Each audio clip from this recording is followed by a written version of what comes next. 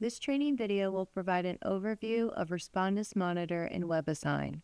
At the end of the video, you will be able to determine which Respondus Monitor integration option is appropriate for your course, turn on Respondus Monitor for an assignment and apply settings, understand the student perspective of Respondus Monitor, and review proctoring results. Before using Respondus Monitor, it will need to be enabled for your institution by your Cengage representative or Cengage support. You can choose to apply your school's existing Respondus Monitor license.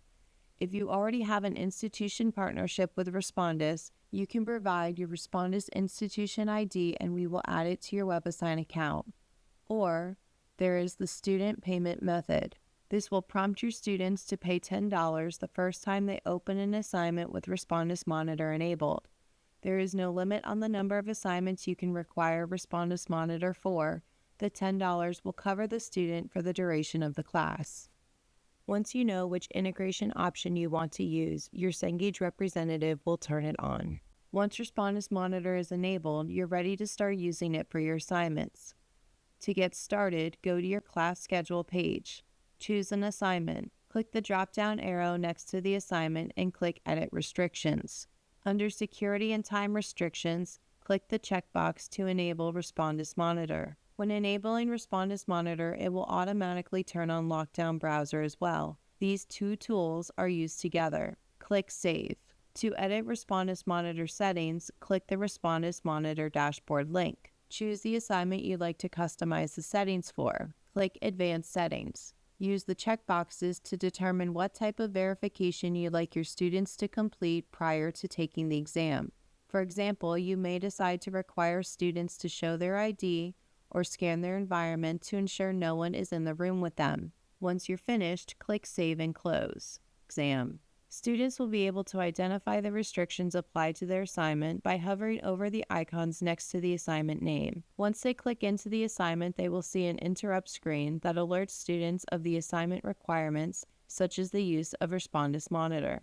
Note that they will not need to download any software to ensure Respondus Monitor works, but they will need to make sure they're using the latest version of Lockdown Browser.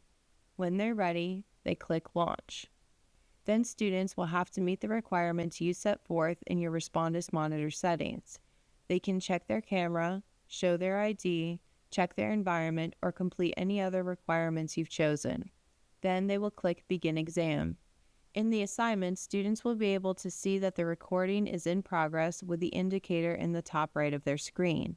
Since this is a Lockdown Browser assignment, they will not be able to open any other tabs or applications. Students will complete the assignment and will be recorded as they do so. When students are finished, they will click the button in the top right to close the Lockdown Browser and it will stop the recording. Then it will return them to their student homepage within their original browser.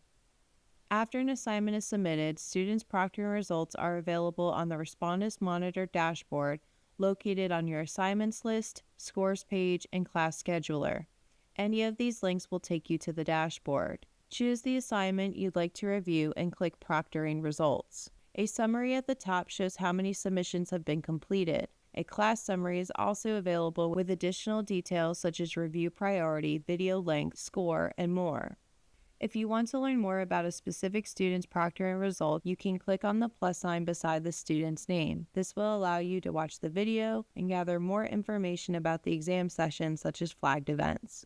Thank you for watching this training video on WebAssign. For additional help and resources, please visit our training and help sites.